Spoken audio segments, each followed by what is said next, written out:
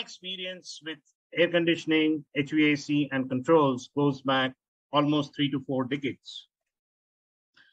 70s, 80s, we used to do our own controls in HVAC, especially in telephone exchanges, etc., doing humidity control in textile environment where the fiber would break in case we had the wrong humidity and temperature, and various other places. My first experience with direct digital control goes back as far as 1988, when one of the major air conditioning manufacturers introduced the VVT system, variable volume, variable temperature system. And as a change, we could see the set points, the duct temperature, the room temperature, and the damper position, etc., all on a DOS screen. It wasn't even the time when the Windows were invented. The Windows came in somewhat later.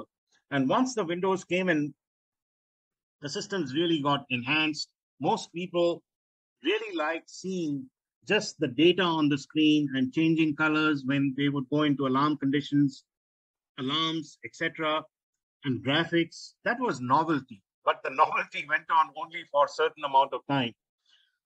When it came to renewing service contracts and hotels, being hotels, spending a lot of money on energy, almost 20% of what they take in the front office from their customers, they wanted to focus on energy savings. And BMS systems did have capability to somewhat look into energy and save energy. But there was a question whether historical data was easy to collect, historical data was easy to archive, whether one could draw the graphs, trends, etc. One could compare this year's figure with last year's figures. So it went more on the path of integrating other systems like diesel generators, security, cameras, etc. Went on to the BACnet program, and we spent a lot of time doing all that. And somehow the industry felt that the energy saving part was getting compromised. And the other problem that we saw was HVAC got lost somewhere in the middle of all these particular things. And not only that, basically changing the system to meet immediate needs that the hotel chief engineers wanted was an issue. Either systems were getting obsolete or doing changes was very difficult. There was extensive amount of wiring going on, which was required even in the new jobs today. And it was normally felt that the industry needed a change. Now, thanks to smart cities and further development in electronics, remote monitoring, industrial use of controls, etc., the Internet of Things came into existence, and rightly so.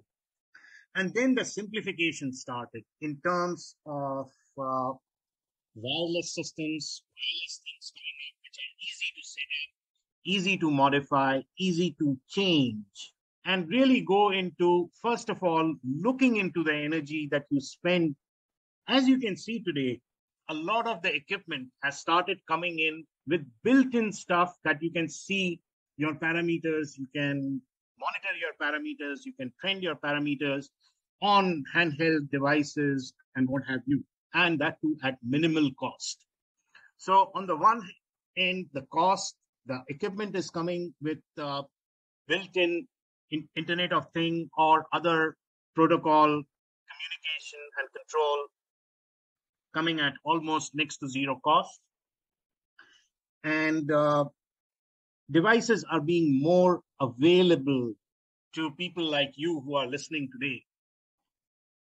So my advice as a person who has been in it for umpteen number of years is dive into it.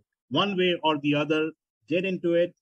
There is enough stuff on YouTube, on the internet, where you can just go around having a look and see how monitoring has become so simple. And in years to come, especially for HVAC engineers, it will almost be assumed that they know a lot about it.